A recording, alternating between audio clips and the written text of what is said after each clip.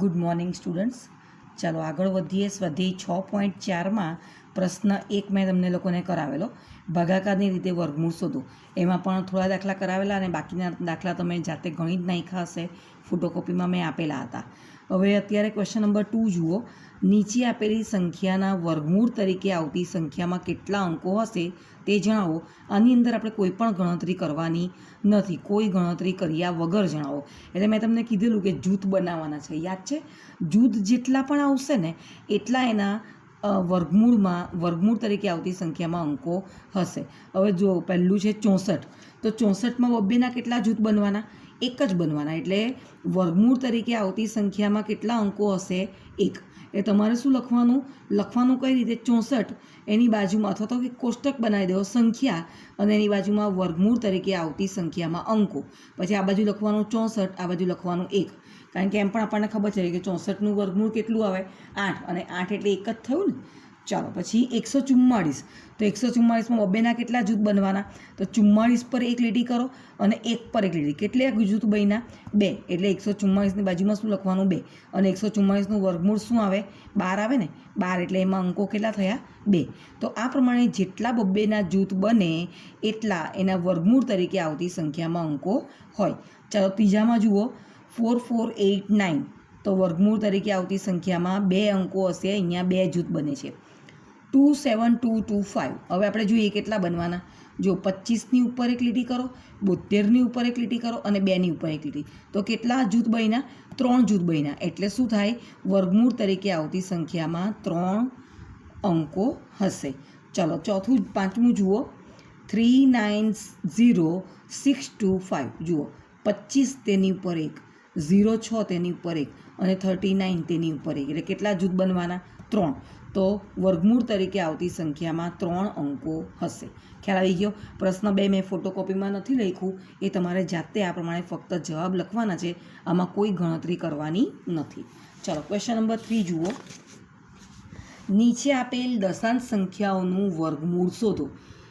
2.56, ચાલો નોટમાં જોઈએ કેવી રીતે કર્યું છે. એટલે જુઓ 2.56 પોઈન્ટ હોય, દશાંશ ચિહ્ન હોય તો પણ મેં એવું કહેલું કે ભાગાકાર જે સાદો હોય તે જ આપણે ભાગાકારની રીતે વર્ગમૂળ જેમ શોધીએ છીએ તેમ જ શોધવાનું છે. હવે 56 એટલે ઉપર એક લીટી કરો અને 2ની ઉપર એક લીટી. હવે 2 છે એટલે એક જ ભાગ ચલાવવાનો. 1 એકા 1 અને ઉપરથી ઉતાર્યો 56, પણ અહીંયા વચ્ચે પોઈન્ટ છે એટલે અહીંયા પાછા આપણે પોઈન્ટ મૂકી દેવાના. જેટલા એ ભાગ ચલાવ્યો એકે ચલાવ્યો ને એટલે 1 ઉમેરી દો. 1 + 1 એટલે 2 થઈ ગયા અને ઉપરથી ઉતાર્યા 56 એટલે અહીંયા સંખ્યા આવી 156. હવે વર્ગમૂળ શોધવાનું છે, એનો મતલબ શું થયો કે આ પૂર્ણ વર્ગ સંખ્યા છે જ તો જ વર્ગમૂળ શોધાય. એટલે હવે 156 આવવા જ જોઈએ. તો અહીંયા 1 મૂકવાનું, 21 એકા 21, 2 મૂકવાના એટલે 22 દુ, 3 મૂકો એટલે 23 તાલી, 4 મૂકો એટલે 24 ચોક. એ પ્રમાણે કરતાં આગળ વધીએ તો અહીંયા 6 મૂકો તો 26 × 156. અને મેં તમને ટ્રીક પણ કીધેલી કે અહીંયા કેટલા મૂકે તો ગુણાકાર એનો એ જ સંખ્યા સાથે કરીએ તો એકમનો અંક આવવો જોઈએ. તો અહીંયા 6 લખીએ, 2ની બાજુમાં 6 લખીએ એટલે 26 થાય. 6નો પાછો 6 વડે ગુણાકાર એટલે 36 થાય. તો એટલે એકમનો અંક અહીંયા 6 આવી જાય ને. એટલે આવી રીતે ટ્રીકની મદદથી પણ દાખલા થોડા ઇઝી થઈ જાય. 26 × 156 એટલે વર્ગમૂળ 2.56નું કેટલું આવ્યું? 1.6. ખ્યાલ આવશે? આ પ્રમાણે ભાગાકારની રીતે દશાંશ સંખ્યાનું વર્ગમૂળ શોધી શકાય. ચાલો બીજો જુઓ, નીચે છે 7.29. હવે 7.29 છે, 2 ભાગ કરો, 29 પર 1, 7 પર 1. 7 છે એટલે 2નો વર્ગ 4, કારણ કે 3નો વર્ગ 9 મોટો થઈ જાય છે એટલે 2નો વર્ગ 4. 7માંથી 4 જાય તો 3 અને ઉપરથી બેઠા ઉતાર્યા 29. હવે 2 ને 2 4 થયા.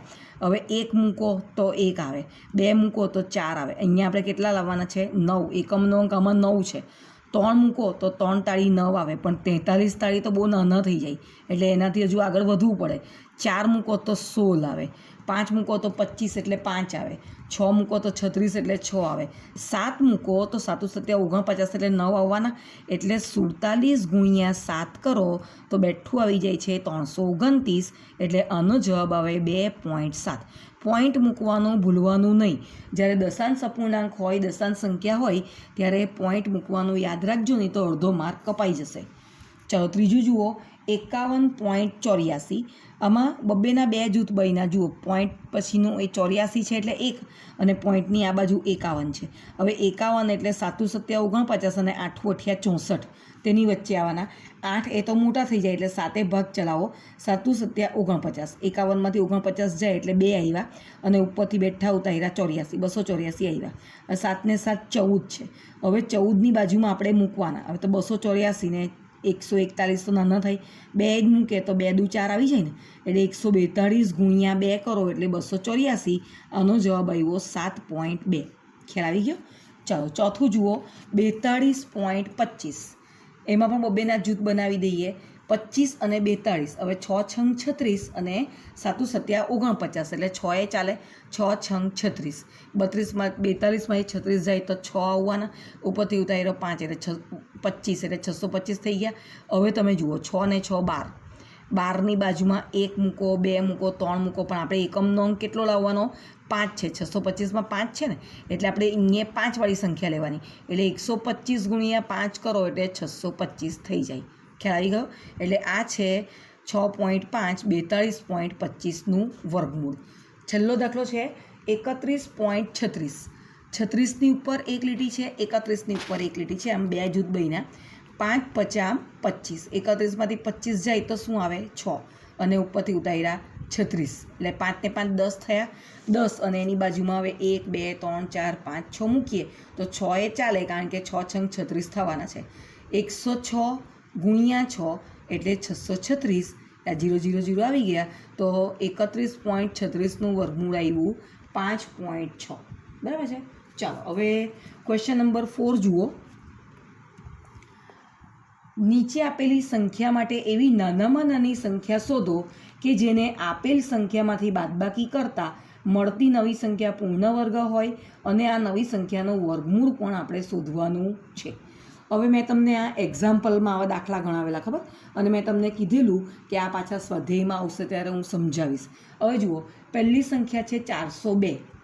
હવે જે પણ રકમ આપી છે તે પૂર્ણ વર્ગ સંખ્યા નથી જ, પણ આપણે એનું ભાગાકારની રીતે વર્ગમૂળ શોધવાનું અને શેષ શું વધે છે તે જોવાનું, કારણ કે આમાં શું છે? બાદબાકી કરવાની છે. આપેલ સંખ્યામાંથી કોઈ નાનામાં નાની સંખ્યા બાદ કરો તો જે શેષ વધે તે બાદ કરી નાખવાનું, એવું મેં તમને સમજાવેલું છે. ચાલો 402, 402નું ભાગાકારની રીતે વર્ગમૂળ શોધતા ઉપર 20 આવ્યા અને નીચે 2. હવે આ હું સમજાવતી નથી, કારણ કે આ ઘણી બધી વખત આગળ થઈ ગયું છે, એટલે એ હવે તમને આવડવું જ જોઈએ. એટલે હું ટૂંકમાં અને શું કહી જાઉં છું કે 402નો આપણે ભાગાકારની રીતે વર્ગમૂળ શોધવા પ્રયત્ન કર્યો તો ઉપર 20 જવાબ આવ્યું અને નીચે 2 શેષ વધ્યા. અહીં વર્ગમૂળ શોધતા શેષ 2 વધે છે, એટલે કે 402માંથી 2 બાદ કરતાં મળતી સંખ્યા પૂર્ણ વર્ગ સંખ્યા હોય. શેષ જેટલો વધે એટલો શેષ તમે રકમની અંદરથી કાઢી નાખો, એટલે 400 આવ્યા, 402માંથી 2 બાદ કર્યા એટલે 400 આવ્યા, તો 400 એ પૂર્ણ વર્ગ સંખ્યા થઈ. અને 400નું વર્ગમૂળ શું નીકળવાનું? શોધવા નહીં બેસવાનું, મેં તમને કહેલું છે. 400નું વર્ગમૂળ શું આવે? ઉપર જે જવાબ આવેલો હોય તે 400નું વર્ગમૂળ આવે, એટલે 400નું વર્ગમૂળ થઈ જાય 20. એટલે આમાં આપણે આન્સર કઈ રીતે લખવાનો? 20 જવાબ આવ્યો તે નથી લખવાનો. સવાલ શું પૂછેલો છે? એ પણ પૂછ્યું જ છે નવી સંખ્યાનું વર્ગમૂળ પણ શોધો, પણ એની આગળ પેલું પણ પૂછ્યું છે કે નાનામાં નાની સંખ્યા શોધો. તો 402માંથી નાનામાં નાની સંખ્યા 2 બાદ કરતાં પૂર્ણ વર્ગ સંખ્યા મળે, અને આ ઉપર તમે લખી દીધું છે. ખ્યાલ આવે છે આવા દાખલા? એટલે જ્યારે બાદ કરવાનું હોય ત્યારે જે શેષ વધેલું હોય તે જ બેઠું બાદ કરી દેવાનું. ચાલો 1989 બીજું છે. 1989નો આપણે ભાગાકારની રીતે વર્ગમૂળ શોધ્યું તો ભાગફળ આવે છે 44 અને શેષ 53 વધે છે. તો શું કરવાનું હશે? આમાં કેટલા વડે બાદબાકી કરવાની હોય? 53 વડે. શામાંથી બાદ કરવાનું હોય?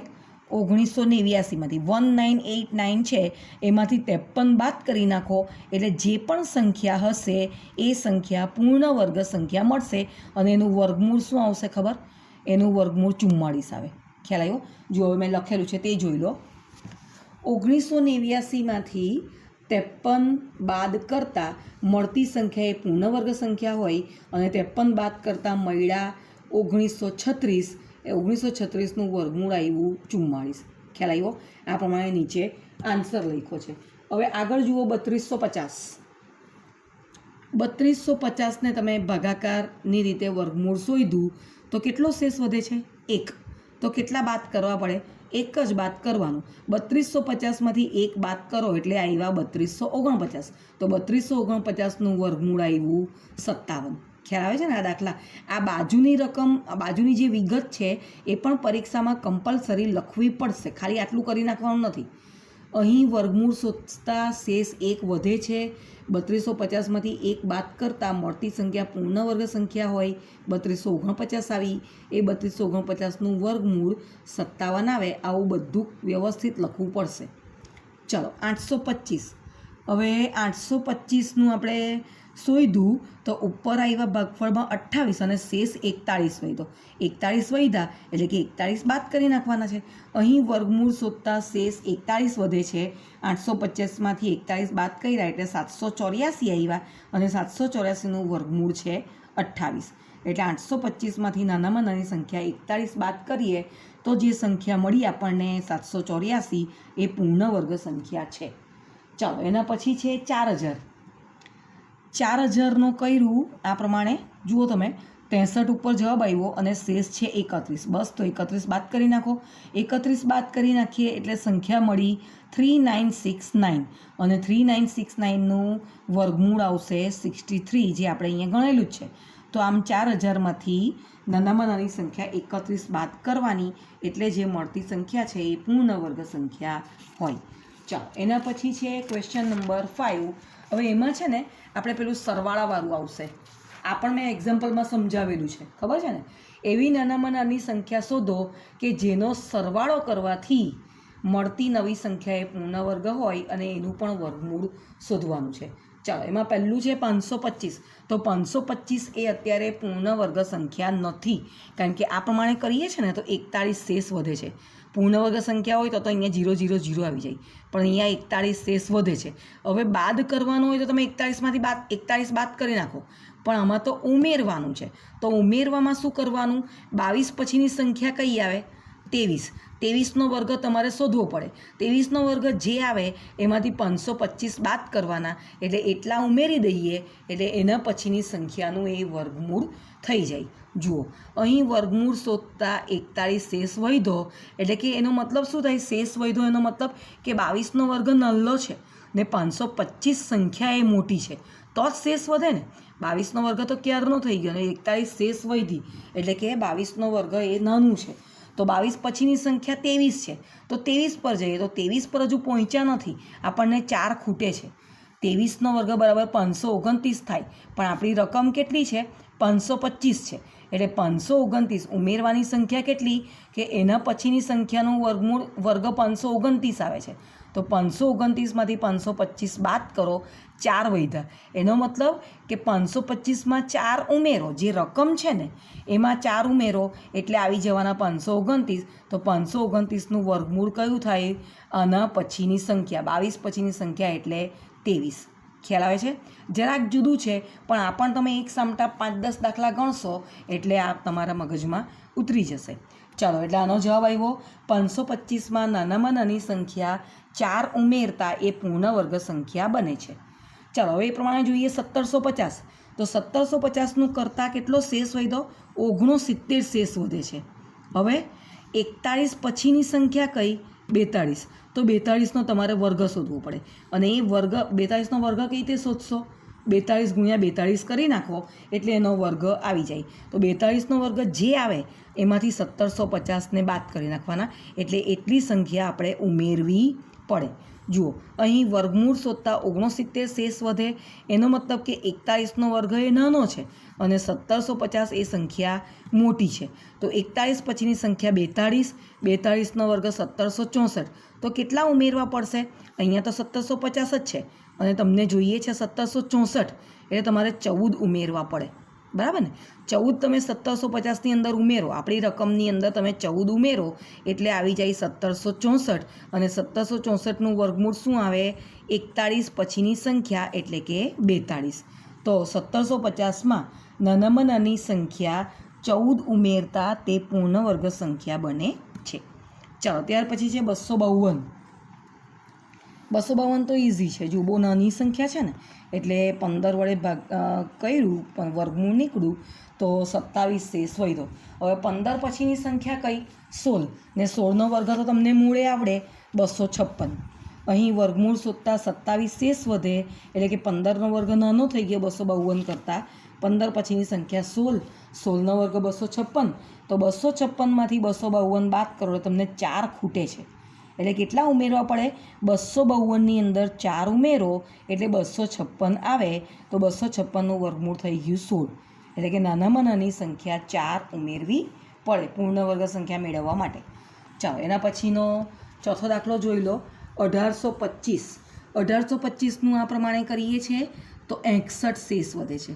તો આ બેઠા 61 જે છે, અરે બાદ કરવાના હોય તો 61 બાદ કરી નાખવાના, પણ ઉમેરવાના છે એટલે આ જે સંખ્યા આવી છે એના પછીની સંખ્યાનો વર્ગ તમારે શોધવાનો. જે ખૂટતા હોય એટલા ઉમેરી દેવાના. પછી જુઓ, વર્ગમૂળ શોધતા 61 શેષ વધે છે એટલે કે 42 પછીની સંખ્યામાં 43, તો 43નો વર્ગ આવ્યો 1869.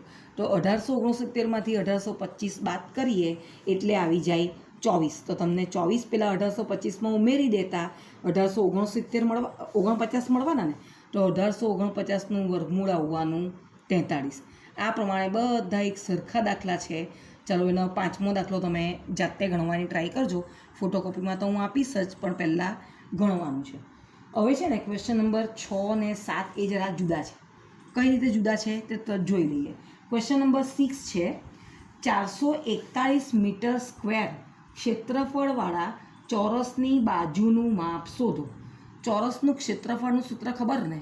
લંબાઈ ગુણ્યા લંબાઈ, બાજુ ગુણ્યા બાજુ, બરાબર. ધારો કે ચોરસની બાજુની લંબાઈ L એટલે કે આપણે x મીટર ધાર્યા, પણ ખબર નથી કે ચોરસની બાજુનું માપ કેટલું છે, ફક્ત એનું ક્ષેત્રફળ જ આપ્યું છે. તો ચોરસનું ક્ષેત્રફળ બરાબર Lનો સ્ક્વેર, L વર્ગ. L એટલે શું? x, આપણે ઉપર x ધાર્યું છે ને. ચોરસનું ક્ષેત્રફળ બરાબર તો રકમમાં જ આપેલું છે 441 મીટર સ્ક્વેર, એટલે કે xનો વર્ગ બરાબર 441. અહીંયા આપણે ધાર્યું xનો વર્ગ અને રકમમાં આપ્યું છે 441, એનો મતલબ કે એ બંને સરખા છે. xનો વર્ગ બરાબર 441, તો x એટલે કે 441નું વર્ગમૂળ. તો 441નું વર્ગમૂળ તમારે બાજુમાં શોધીને બતાવવું પડે, એટલે x બરાબર આવે 21 મીટર. એટલે શું થાય જવાબ? ચોરસની બાજુનું માપ 21 મીટર છે. જો ચોરસની બાજુનું માપ 21 મીટર હોય તો એનું ક્ષેત્રફળ કેટલું થાય? 21 ગુણ્યા 21 એટલે કે 441 મીટર સ્ક્વેર. ખ્યાલ આવી ગયો? આવો પ્રકારનો આ દાખલો છે. ચલો ક્વેશ્ચન નંબર 7. ક્વેશ્ચન નંબર 7માં મેં એક કાટકોણ ત્રિકોણની આકૃતિ દોરી છે, જુઓ, અને એની અંદર 2 દાખલા આપ્યા છે. કાટકોણ ત્રિકોણ ABC છે, આકૃતિ પર જોજો. ABCમાં B 90 ડિગ્રી છે. ABનું માપ 6 સેન્ટીમીટર, આ AB છે ને એનું માપ 6 સેન્ટીમીટર, અને BCનું માપ છે 8 સેન્ટીમીટર.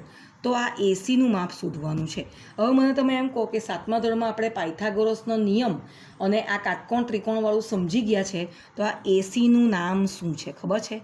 યાદ આવે છે? AC છે ને એને કર્ણ કહેવાય. શું કહેવાય? કર્ણ. અને મેં અહીંયા લખ્યું પણ છે, ત્રિકોણ ABCમાં AC એ કર્ણ છે. તો એનું સૂત્ર છે પાયથાગોરસના નિયમ પ્રમાણે ACનો વર્ગ બરાબર આ બંને બાજુનો વર્ગનો સરવાળો, એટલે કે ACનો વર્ગ બરાબર ABનો વર્ગ વત્તા BCનો વર્ગ. અને આ બંનેનું માપ તો તમને આપ્યું જ છે. 6નો વર્ગ 8નો વર્ગ, 6નો વર્ગ 36, 8નો વર્ગ 64, 36 ને 64 100. પણ 100 જવાબ નહીં આવે, એ વર્ગ છે. ACનો વર્ગ બરાબર 100, તો ACનું માપ કેટલું થાય? 10 સેન્ટીમીટર. 100નું વર્ગમૂળ એટલે કેટલું આવે? 10. એટલે આ AC કર્ણનું માપ આવ્યું 10 સેન્ટીમીટર. ચાલો હવે એ જ આકૃતિની અંદર પણ થોડા માપ બદલાઈ ગયા છે. ACનું માપ 13 સેન્ટીમીટર છે. હવે આ 2 માપ નથી, ત્રિકોણ આ જ છે. ACનું માપ 13 સેન્ટીમીટર છે, BCનું માપ 5 સેન્ટીમીટર છે. તો આપણે એક બાજુનું માપ શોધવાનું છે. ચાલો પાછું આપણે અહીંયા સૂત્ર લખીએ. ACનો વર્ગ બરાબર ABનો વર્ગ વત્તા BCનો વર્ગ. હવે આમાં ACનો વર્ગ આપી દીધો છે, ACનું માપ આપ્યું છે ને 13 સેન્ટીમીટર, એટલે મેં અહીંયા લખ્યો 13નો વર્ગ. ABનો વર્ગ તો આપ્યો જ નથી, શોધવાનો છે. અને BCનો વર્ગ આપ્યું છે 5, એટલે 5નો વર્ગ. એટલે ABનો વર્ગ શોધવા માટે આપણે 5ને આ બાજુ લઈ જવા પડે, એટલે કે 5 બાદ થઈ જાય, પ્લસ છે ને આ બાજુ જાય એટલે માઇનસ થઈ જાય. 13નો વર્ગ ઓછા 5નો વર્ગ. 13નો વર્ગ એટલે 169 અને 5નો વર્ગ એટલે 25. 169માંથી 25 બાદ કરો, 144 આવ્યા અને 144નું વર્ગમૂળ શોધો એટલે 12 સેન્ટીમીટર જવાબ આવે. ખ્યાલ આવે છે દાખલામાં? ચાલો ક્વેશ્ચન નંબર 8 જુઓ. એક માળી પાસે 1000 છોડ છે. તે આ છોડને એવી રીતે રોપવા માંગે છે કે બગીચામાં હાર અને સ્તંભોની સંખ્યા સમાન આવે. તો માળીને તેના માટે હજુ ઓછામાં ઓછા કેટલા છોડ જોઈએ? વધુ જોઈએ એનો મતલબ કે આગળ આપણે દાખલા ગણ્યા ને, કેટલા બાદ કરવાના ને કેટલા ઉમેરવાના, તે પ્રમાણેનો આ દાખલો છે. હવે તમે જુઓ કે બગીચામાં આમ જે રોપણી કરવાની છે ને, તેમાં શરત શું છે? જેટલી તમે લાઈન બનાવો ને એટલી જ તમારે ઊભી હરોળ પણ કરવાની છે. આવું પણ મેં તમને આગળ સમજાવેલું છે. એટલે જુઓ, સ્તંભમાં છોડની સંખ્યા x હોય ને તો હરની અંદર પણ છોડની સંખ્યા x જ હોવી જોઈએ. તમે અહીંયા જ્યારે આડી લાઈનમાં 5 કરો છો તો ઊભી લાઈન પણ કેટલી કરવાની? 5 જ કરવાની. બરાબર? એટલે કુલ જરૂરી છોડ કેટલા થઈ ગયા? x ગુણ્યા x. આનો ને આનો ગુણાકાર કરો એટલે xનો વર્ગ થયો. પણ જરૂરી છોડ તો તમને ચોપડીમાં રકમમાં આપ્યું જ છે. કેટલું છે? 1000 છોડ છે. મારી પાસે તો 1000 છોડ છે, એણે એડજસ્ટ કરવાના છે. xનો વર્ગ બરાબર 1000 તો x બરાબર વર્ગમૂળ 1000. પણ 1000 એ પૂર્ણ વર્ગ સંખ્યા નથી. કેવી રીતે ખબર પડી? કારણ કે ભાગાકાર કર્યો ને તો 39 શેષ વધ્યા. એટલે કે ભાગાકાર એ જ્યારે ગોઠવે છે ને માળી આ 1000 છોડ, ત્યારે આ શરત પ્રમાણે જ્યારે એ રોપણી કરે છે ત્યારે 31 સુધી તો પહોંચી ગયા, પણ એનાથી આગળ નહીં વધાયું કારણ કે હજુ એને થોડાક છોડ ઘટે છે. તમને પૂછ્યું છે ને કેટલા છોડ વધુ જોઈએ, એનો મતલબ કે એને થોડા છોડ ઘટે છે. 39 એની પાસે છે તો ખરા, પણ 39 છોડથી એની શરત સંતોષાતી નથી. એને થોડા છોડ હજુ ઉમેરી આપવા પડશે. તો ભાગાકારની રીતે વર્ગમૂળ શોધતા શેષ 39 વધે છે. આગળ કહ્યું તેમ 31નો વર્ગ એ નાનો છે, 1000 મોટા છે. તો 31 પછીની સંખ્યા 32. 32નો વર્ગ 1024. 1024 છોડ એની પાસે હોવા જોઈએ, પણ એની પાસે કેટલા છે? 1000 જ છે. તો એને કેટલા છોડ તમારે લાવી આપવા પડે? 1024માંથી 1000 એટલે 24 છોડ બીજા એને લાવી આપો. તો માળીને બીજા 24 છોડ તમે આપો તો એ તમારી શરત પ્રમાણે કામ કરે કે જેટલી હાર એટલા સ્તંભ, એ પ્રમાણે છોડની વાવણી કરે. ખ્યાલ આવે છે આવા દાખલામાં? ચાલો ક્વેશ્ચન નંબર 9 પણ એવો જ છે. જુઓ, હવે આમાં તમારા પીટીના ટીચર છે, હંસા ટીચર. તે તમારી સ્કૂલમાં 500 વિદ્યાર્થીઓ છે. તો એ ટીચર કેવી રીતે ગોઠવે છે ખબર? કે જેટલી હારમાં વિદ્યાર્થીઓની સંખ્યા છે એટલી જ સ્તંભોની સંખ્યા પણ હોવી જોઈએ, અને ટોટલ વિદ્યાર્થી છે 500. હવે ટીચરે કીધું છે કે જો થોડા ઘણા પણ આમ તેમ રહીને બાકીના જેટલા બચે એને હું પીટીમાંથી કાઢી નાખીશ. એટલે આ ગોઠવણી કરેલી છે એમાંથી હું બહાર કાઢી નાખીશ. તો હવે કેટલા વિદ્યાર્થીઓ બહાર નીકળી જશે તે આપણે શોધવાનું છે. હારમાં વિદ્યાર્થીઓની સંખ્યા x, તો એટલા જ સ્તંભ બનાવવાના છે.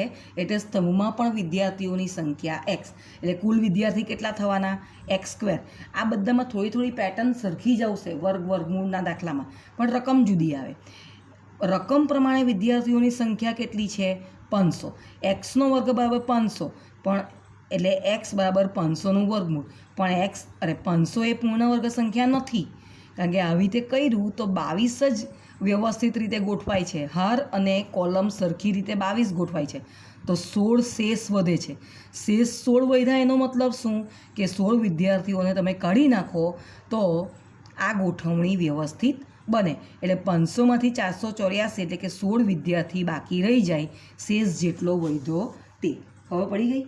ચાલો, તો અહીંયા તમારું આ સ્વાધ્યાય 6.4 પૂરું થાય છે, અને 6.4 પૂરું થવાની સાથે તમારું 6થું ચેપ્ટર પણ પૂરું થાય છે. અને મેં તમને કાલે પરીક્ષાની જે સૂચના આપેલી તેમાં આગળ વધતા એટલું કહી દઉં કે તમને આજે અથવા તો આવતીકાલે પરીક્ષાનું ટાઈમટેબલ પણ મળી જશે. અને આપણે ગણિતમાં પ્રકરણ 1 થી 7 રાખવાના છે. એટલે 7મું ચેપ્ટર ઘન અને ઘનમૂળ હવે પછી શરૂ થશે. જેણે પણ નોટ હજુ સુધી નથી બનાવી, અવ્યવસ્થિત બનાવી છે, એ લોકોને હવે પરીક્ષામાં બહુ મોટો લોસ થવાનો છે.